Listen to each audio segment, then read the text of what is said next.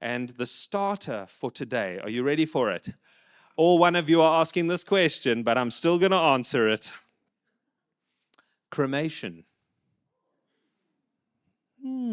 Yeah, okay. Anyone thinking about what they're going to do with you or your love? Okay, no, you're not thinking about that. Okay, well, someone is, okay? The topic came in and I'm going to answer it. This is the quick one. It's nice and easy. As a Christian, is cremation okay for me or a loved one? Is there something wrong with it or is it fine? And so obviously someone is wrestling. This is the problem with the topics. I don't get any context. Sometimes I just get one word. Revelation. Oh, well, okay. I mean, that's quite big.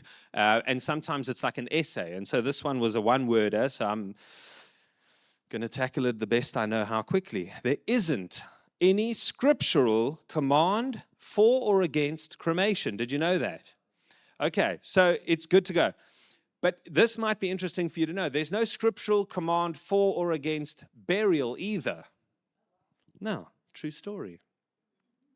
Main reason that some Christians are not for cremation, and it's specifically, it's because that in the Bible, in certain places, it says that one day God will resurrect our bodies and reunite them with our spirit.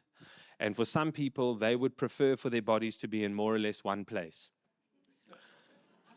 So, is it okay to be scattered in the wind?